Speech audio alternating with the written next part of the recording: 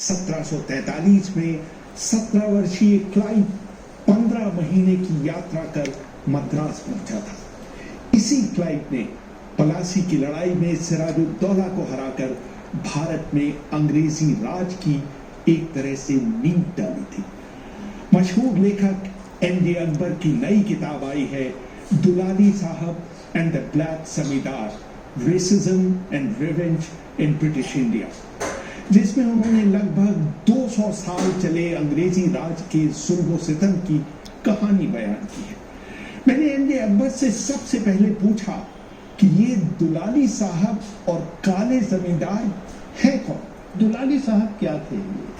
ये निकलता है लफ्ज देवलाली से। देवलाली एक शहर है, एक जगह है बम्बई के पास।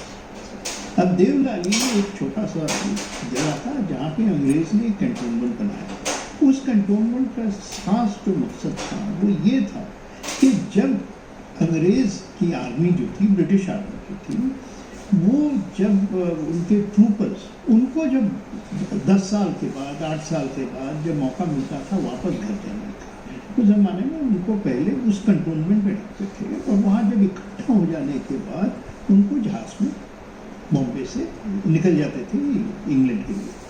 तो ये पहुँच के देवलाली में जैसे उनके बच्चे पहुँचे वहाँ पे, तो उनको एक छुट्टी का माहौल शुरू हो जाता था। तो सवेरे से शराब पीना शुरू कर देते थे और दोपहर तक ऐसा मस्त हो जाते थे। तो ये जो मस्त हो जाते थे तो कहते थे ये दुलाली साहब बन गए। लेकिन ये दुलाली साहब की एक कहानी के अंदर एक कुछ दर्द उनका नहीं है जो जा रहे थे। वो जब 10-15 साल के बाद वापस जा रहे थे तो जहाज जब निकलता था तो एक बहुत मतलब पेथोस दर्द भरा एक वाकया है कि वहाँ पर कुछ इंडियंस उन्हें कर्ज करते थे, तो चले गए साहब, लेकिन इस पानी में आपका जहाज डूब जाए। तो ये कौन थे? ये वो होते थे जिनकी बेटियों के साथ ये रिश्ता रखते थे जब यहाँ थे, लेकिन कभी उन्होंने हिंदुस्तानी बेटियों के साथ जो उनके गर्लफ्रेंड्स होती थी शादी नहीं। ब्लैक जमींदार वो थे जिन्होंने ये इनके एजेंट होते थे। जब अंग्रेज ट्रेडिंग करता था तो उसको एक इंडियन चाहिए, बात कैसे करेगा, और ये एजेंट कमीशन पे चलते थे। तो इन्होंने इनकी जब हुकूमत बनी तो ये जो क्लास था जिसको गोमस्टो कहते थे बंगला में, ये क्लास उनका कॉम्प्लेडोर क्लास बन गया। भारत में पूरे ब्रिटिश शासन के दौरान सूखे ही पड़ते रहे। एक अनुमान के अनुसार वर्ष 1770 से 1915 तक भारत में कुल मिलाकर 22 बड़े सूखे झेले। वर्ष 1769 में बंगाल में मॉनसून से बहुत कम बारिश हुई। सूखे ने पूरे इलाके में ऐसा कहर बरपाया कि करीब करीब 1/3 से लेकर आधी आबादी सूखे में मारी गई। हालात यहां तक बिगड़ गए कि लोग अपने बच्चों को बेचने लगे। कुछ इलाकों में तो लोग मर गए लोगों का मांस खाने लगे। ऐसी हालत में ईस्ट इंडिया कंपनी ने भूमि लगान को 10% और बढ़ा दिया। जॉन कीय ने अपनी किताब the honourable company, a history of the English east India company में लिखा, पूरे 1770 के दौरान लोग मरते चले गए। लोगों ने अपने मवेशी और खेती के औजार बेच दिए। वो बोए जाने वाले बीज तक खा गए। उन्होंने अपने बेटों और बेटियों तक को बेचना शुरू कर दिया, लेकिन उन्हें भी खरीदने के लिए कोई तैयार नहीं था। वो पेड़ों के पत्ते और घास खाकर अपनी भूख मिटा रहे थे। तमाम सड़कों पर मृत या मर रहे लोगों का अंबार लग गया। बंगाल के गवर्नर वॉरेन हेस्टिंग्स ने 3 नवंबर 1772 को कोर्ट ऑफ डायरेक्टर्स को लिखे पत्र में रिपोर्ट दी थी। पूरे राज्य की 1/3 आबादी के मर जाने और परिणाम स्वरूप खेती कम हो जाने के बावजूद 1771 का राजस्व, 1768 के राजस्व से भी अधिक प्राप्त हुआ है। इस तरह की आपदा को देखते हुए इस बात की उम्मीद करना स्वाभाविक था कि राजस्व में कमी आएगी, लेकिन ऐसा नहीं हुआ, क्योंकि राजस्व जमा करने के लिए हर तरह के हथकंडे अपनाए गए। हेस्टिंग्स बिना किसी संकोच के ये स्वीकार करते हैं कि मृत या मरते हुए लोगों से राजस्व वसूल करने के लिए हिंसा तक का सहारा लिया गया। वर्ष 1772-73 में हाउस ऑफ कॉमन्स की सेलेक्ट कमेटी ने अनुमान लगाया था कि क्लाइव और उसके साथियों ने 1757 से 1765 के बीच बंगाल के कठपुतली नवाबों से 2 लाख पाउंड ऐंठे थे। क्लाइव जब भारत से गया तो उसके पास 1,80,000 पाउंड थे। उसके पास एक जागीर भी थी जिससे 27,000 पाउंड की वार्षिक आय होती थी। क्लाइव ने ईस्ट इंडिया कंपनी को एक प्रभुसत्ता संपन्न ताकत बना दिया था जो 2 करोड़ लोगों पर राज कर रही थी। उसके पास 50,000 सैनिकों की सेना थी और उसे 5 करोड़ से 6 करोड़ के बीच सालाना राजस्व मिल रहा था। 1720 से 1726 के बीच कलकत्ता के डिप्टी कलेक्टर रहे गोविंद राम मित्रा को अंग्रेजों ने पहला काला जमींदार नियुक्त किया था। वो राजस्व वसूलने के लिए छड़ी का इस्तेमाल करता था। बंगाली भाषा में गोविंदो रामेर छोड़ी शक्ति का प्रतीक बन गया। कलकत्ता में बहुत मशहूर था गोविंद रामेर छोड़ी, यानी गोविंद राम की छड़ी। क्यों कि इस छड़ी से वो लोगों को पीटते थे और उन्होंने फिर अपना एक गुंडों का पलटन बनाया और उन गुंडों का पलटन के 3 रैंक थे, नायक, पायक, और उसी 3 रैंक में जब कलकत्ता पुलिस बाद में बनी तो वही 3 रैंक पुलिस के अंदर भी रखी गई।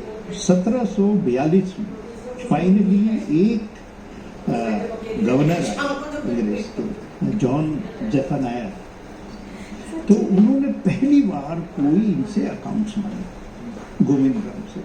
तो गोविंद राम बोला अकाउंट्स ये क्या होता है? तो उन्होंने कहा नहीं बताओ तो उन्होंने कहा नहीं, कोई 1739 में बहुत बड़ा तूफान आया था उसमें सब बन गए। तो बोले उसके बाद वो सफेद चीटी है वो सब खा गए।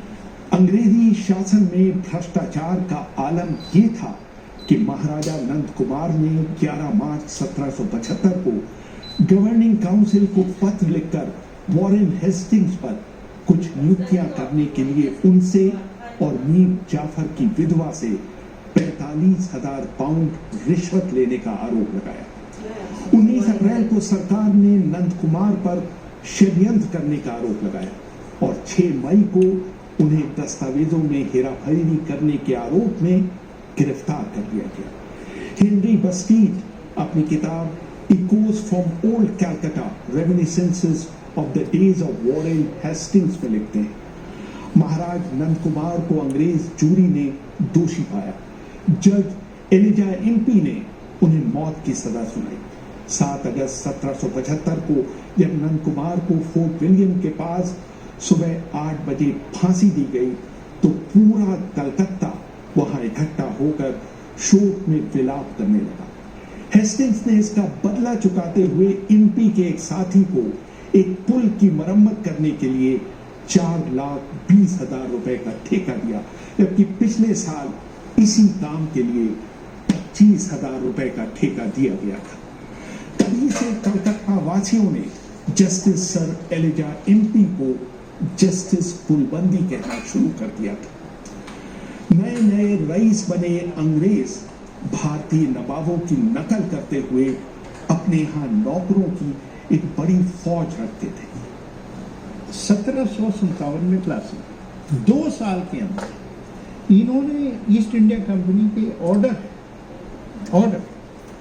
कि there shall be no increase in the pay, यानी तनख्वाह में चाहे जो भी हो तनख्वाह बढ़ेगी। अगर कोई बढ़ाया तो फिर कंपनी की सिक्योरिटी हम वापस ले लेंगे, आपको नहीं सिक्योर। ये अंग्रेजों पे हिदायत है हुकूमत। और 125 साल तक किसी भी नौकर को तनख्वाह में इजाफा नहीं, तनख्वाह बढ़ाई साफ, और उसके बाद भी जो बहुत कम ज़्यादा नहीं। तो ये जो नौकरशाही जो थी, ये ऐसा नहीं था कि अपने पॉकेट से पैसा करता था, ये भी जुल्म, बहुत बड़ा जुल्म था। 1770 के दशक में एक अंग्रेज साहब की दिनचर्या का वर्णन करते हुए विलियम मैकिन्टोश लिखते हैं, करीब 7 बजे सुबह उनका दरबान गेट और वरांडा खुलता है और फिर चपरासियों, हरकारों, चौबदारों, हुक्का बरदारों और खानसामों की आवाजाही शुरू हो जाती है। ठीक 8 बजे जमादार उनके कमरे में दाखिल होता है। जैसे ही साहब अपनी पलंग छोड़ता है, उसको सिर झुकाकर 3 बार सलाम करने वालों की लाइन लग जाती है। आधे घंटे बाद नौकर चाकर ही उसे साफ कमीज, ब्रीचेस और स्टॉकिंग पहनाते हैं। थोड़ी देर में नाई आ जाता है जो उसकी हजामत बनाता है, नाखून काटता है और कान साफ करता है। जब साहब नाश्ते की मेज पर अपनी वेस्टकोट पहने पहुंचते हैं तो खानसामा उनके प्याले में चाय डालता है और उन्हें टोस्ट सर्व करता है। रात को साहब जब अपने बेडरूम में जाते हैं तो उनका मनोरंजन करने के लिए एक महिला वहां भेजी जाती है जो रात भर उनके साथ रहती है। मशहूर इतिहासकार ब्रायन नेविल ने भी अपनी किताब Sahib Sindhia vignettes from the Raj में लिखा है, 1840 में विलियम टेलर ने एक चित्र बनाया था जिसमें एक ब्रिटिश साहब को अपनी टॉयलेट सीट पर बैठे दिखाया गया था। एक नाई सीट के पीछे खड़े होकर उनके बाल बना रहा है। एक दाढ़ी वाला खानसामा हाथ में चाय की प्याली लिए खड़ा है। एक दूसरा नौकर उन्हें आईना दिखा रहा है और एक आदमी जमीन पर उकरू बैठकर उनका बायां पैर दबा रहा है, जबकि एक दूसरा नौकर उन्हें हाथों से पंखा कर रहा है। वर्ष 1857 में जब अंग्रेजों के खिलाफ आजादी की पहली लड़ाई असफल हो गई तो अंग्रेजों ने भारतीय लोगों से इसका क्रूर बदला लिया। बदले का उद्देश्य था कि इसे भारतीय कई पीढ़ियों तक याद रखें। जो जुल्म इन्होंने 1857 दिल्ली में जो मैसेकर्स इन्होंने किए, कानपुर में मैसेकर्स किए, 1.5 साल तक ऑफिशियल इजाजत थी हर अंग्रेज को कि तुम जो चाहो कर सकते हो, जो चाहो कर सकते हो। तो ऑड हैंगिंग, किलिंग, एक हिस्टोरियन थे जॉन की करके, जिन्होंने 1870s में हिस्ट्री लिखी और उन्होंने कहा कि ना सिर्फ मैसेकर्स हुए बल्कि उल्टा इंडियंस के खिलाफ इल्जाम लगा दिया कि आपने ये किया। टाइम्स अखबार के युद्ध संवाददाता सर विलियम रसल ने अपनी 23 फरवरी 1859 की डायरी में लिखा, लोगों को बिना किसी भेदभाव के जान से मारा गया। 2 दिनों के अंदर सड़क के किनारे ही 42 लोगों को फांसी दे दी गई। गांव के गांव बिना किसी कारण के जला दिए गए। मार्टिन मॉन्टगोमरी ने टाइम्स के 19 नवंबर 1959 के अंक में अपने अनुभव बताए, मैंने 14 औरतों की लाशें देखने के बाद दिल्ली की सड़कों पर चलना छोड़ दिया। उनके अपने पतियों ने ही इस डर से उनके गले काट डाले थे कि कहीं वो अंग्रेज सैनिकों के हाथ न पड़ जाए। आला अंग्रेज अधिकारियों ने 2 नस्लों के बीच यौन संबंधों को कभी प्रोत्साहित नहीं किया। जब राजा एडवर्ड सप्तम ने इच्छा प्रकट की कि उनके कोरोनेशन में भाग लेने के लिए भारतीय सैनिकों का एक दस्ता इंग्लैंड भेजा जाए तो भारत के उस समय के वायसरॉय लॉर्ड कर्जन ने इसको पसंद नहीं किया। 11 नवंबर 1901 को लंदन भेजे पत्र में उन्होंने चिंता प्रकट की कि हो सकता है कि मध्य वर्गीय या उच्च वर्गीय अंग्रेज महिलाएं उन भारतीय सैनिकों के गठीले डील डॉल और रंग बिरंगी वर्दियों से प्रभावित होकर अपने आप को उन्हें सौंप दें। उनके ही शासनकाल में जब अंग्रेज बारमेड्स को कलकत्ता के एक होटल में लाने का प्रस्ताव दिया गया तो उन्होंने इस आधार पर इसे मंजूरी नहीं दी कि इससे अंतर नस्लीय संबंधों को बढ़ावा मिलेगा। जब हुकूमत हो गई उनकी, फिर जो है रेसिज्म का बहुत चला। फिर तो अंग्रेज जो है कहने लगा कि ये इंफीरियर है, इसके साथ हम किसी किस्म का रिश्ता नहीं रख सकते। इन्होंने अपने बच्चों को कभी कभी इनफैक्ट जो कहानी है एंग्लो इंडियंस की, उससे ज़्यादा दर्दनाक कहानी मैं समझता हूँ बहुत ही कम। 1791 लॉर्ड कॉर्नवालिस ने सारे एंग्लो इंडियंस के ऊपर बैन लगा, इंडियंस के ऊपर बैन नहीं था। 1795 में डॉक्ट्रिन आया कि only the pure can join the, यानी प्योर नस्ल, ये सिर्फ जो या तो आप प्योर इंडियन हैं तब आपको देंगे, या आप प्योर अंग्रेज हैं तब आपको रखेंगे। इंडियन को नीचे रखेंगे या इसको ऊपर रखेंगे। लॉर्ड वेलेंशिया एक कमीशन ईस्ट इंडिया कंपनी, और उसने रेकमेंड, उसने कहा कि ये मिक्स्ड जीन्स के जो लोग होते हैं they inherit the worst of people. तो Anglo Indians are the product of the worst of people, not the best of people. ये एक विडंबना थी कि अंग्रेज इन एंग्लो इंडियंस का अपने मित्र के रूप में तो इस्तेमाल कर रहे थे, लेकिन उन्होंने उन्हें कभी भी बराबरी का दर्जा नहीं दिया। लेकिन इसके कुछ अपवाद भी थे। कुछ अंग्रेजों ने इन संबंधों को अपनी वसीयत में वैधता प्रदान की। वर्ष 1817 में मेजर चार्ल्स हे इलियट अपनी 3 नाजायज बेटियों और एक बिना पैदा हुए बच्चे के लिए 35,000 पाउंड छोड़ कर गए।